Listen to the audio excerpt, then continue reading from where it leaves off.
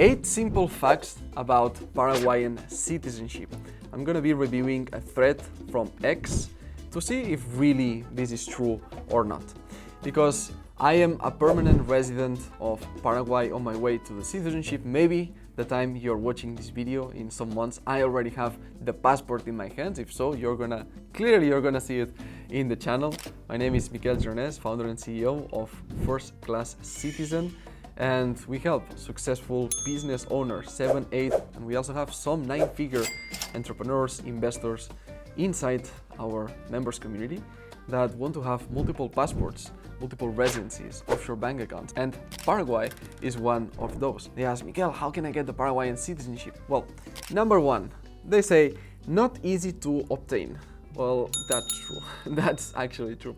While other countries, it's a matter of 3 months, 6 months. If you want a fast passport, you should go to the Caribbean, you should go to Turkey via real estate, you can go to many other places, but Paraguay is not one of them. Number 2, naturalization can take forever with no guarantee of successful completion at the end. Well, we've helped with the lawyers that we have there, boots in the ground, to get citizenship, get naturalization to clients that were already permanent residents for more than 3 years. If you now start with temporary residency, it's 2 of temporary and 3 of permanent, then you can start a naturalization process.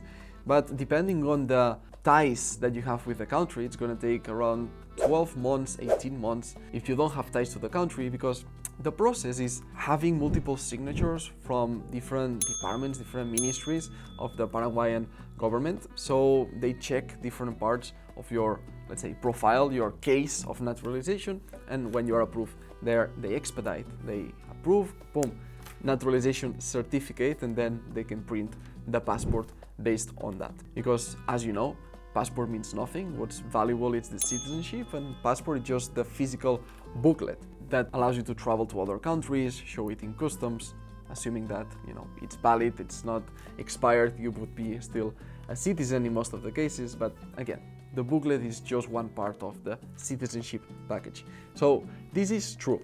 Number 3, it says the process is expensive, bureaucratic, and complicated. I mean, expensive compared to what? If you have to spend $200,000 in a passport, or $400,000 in real estate, or $1 million because you want to go to Malta, well, the Paraguayan passport is going to be so affordable. We are talking about 5-figure investment, but definitely not a 6-figure investment. Yes, it's bureaucratic. Yes, it's complicated. Yes, you need lawyers and even contacts inside the government that might accelerate for you some of the processes and the signatures. However, yeah, I wouldn't say it's expensive. Number 4, you're eligible to apply only after 5 years of legal residency. Yes and no. As I mentioned before, 3 years of permanent residency. If you were a permanent resident already before they changed the law, they make you go through 2 years of temporary and 3 of permanent, then yes, it's 5 years. However, we also discussed in another video, I explained step by step what are the physical requirements of you in Paraguay to go from TR to PR, and then from PR to citizenship. How many days you need to stay, what are the ties to the country. It's going to be linked in a video that we're going to put here at the end. Then number 5, and this is a lie. Paraguayan citizenship can be lost if you are absent from the country for more than 3 years. Lie. Residency might be different. Citizenship, once you have a passport, it's for you forever.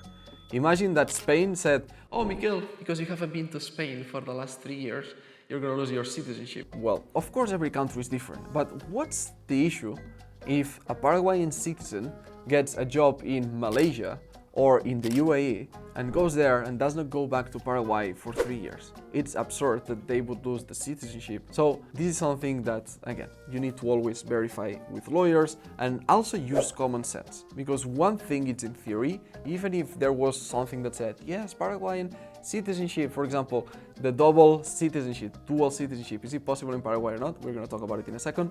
But one thing is the theory and the other is the practice. Is Paraguay a second, I'm not going to say third world country, but second world country in Latin America able to enforce some of these things, to control to the T any of these things? Well, that's doubtful, to say the least. So this point number 5, Miquel denied. Number 6, unless you are a natural born Spanish, Italian or Argentinian national, you can't keep it if you choose in the future to get naturalized in another country. No acceptance of dual citizenship. In theory, that is true. Miquel approved, first-class citizen approved. In practice, it is not true. Because I know multiple people of all the combinations possible. People born in Paraguay that then want another citizenship, or people that are born in Spain, Italy, or Argentina, then got the Paraguayan citizenship. People that are not from these three countries that got the Paraguayan citizenship. Like all combinations possible.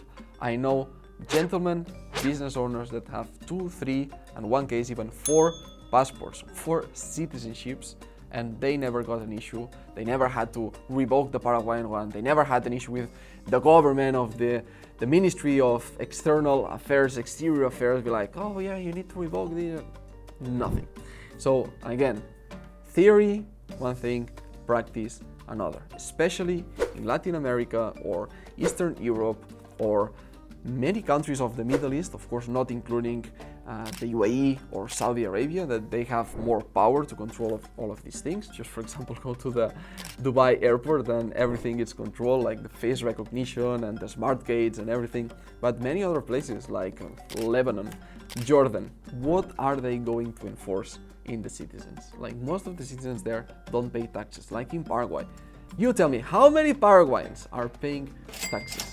And all of the taxes they should pay. So, theory, practice. 7. Paraguayan citizenship, the passport, is a weak travel document in comparison to other passports in the region. That is true. Paraguay, the good thing about the passport is that it's a Mercosur country.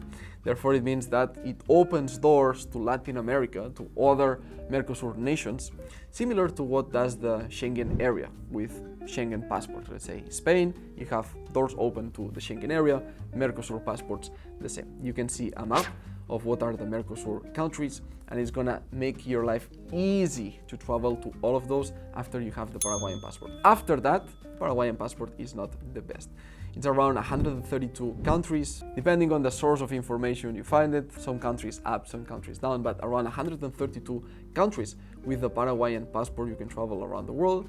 Yes, it's not the best, but it's convenient because you just need to let the clock tick for 3 or 5 years and then do the process of naturalization and boom, you have a great passport. I would say that's why I'm going after it, and very soon I'm gonna have it in my hands and I'll be able to show it to you. So I would say not the best, but still it's great when you can combine it with other passports. As I share in another video you can find in the channel, there's no one best passport in the world. The best passport is a combination of 2 or even 3. 3 is the golden number for how many citizenships are optimal if you combine complementary countries in the world. And number 8, an option not pursuing if you look at the time and effort required versus the advantage gained. If I look at it and you look at the videos from the channel, it's not a sacrifice what I had to do to get this citizenship. I mean, the residency process is one of the easiest in the world. It's one of the easiest paper residencies you can get as of today, the moment of shooting this video. And then it's just a matter of waiting, to be honest. After you get your temporary residency, you don't need to be in Paraguay for 2 years until you then need to swap it for your permanent residency that lasts for 10. And then out of these 3 years between permanent residency and you get the passport, yes, you'll have to spend some time in the country. It's part of the ties created. I explained that in full detail in the video that I'm gonna put here in a minute. But as you will see and you will understand in that video, there are other parts that are much more important to creating the ties to the country. And again, if you have the right contacts, things are easier and faster in every country in the world, but believe me, especially in Paraguay. So this is my review of the 8 facts after not just talking to lawyers and immigration officers and all these experts in Paraguay, but also going through the processes myself, helping clients obtain it, clients that got the residency before I got it, so they are eligible for that and could get the Paraguayan citizenship, the passport. And yeah, if you want to know more about this country, ask me anything you want. That's why some people know me as the Paraguayan genie, because you rub the lamp and pretty much everything you want in that country, I can get it for you. If you need something in Paraguay, just click the link down below, book a consultation with us, and we're gonna see what we can do for you. This is Miquel Girones. Be extraordinary, Adeu, and check out this video on more details how to obtain the Paraguayan citizenship, the Paraguay passport.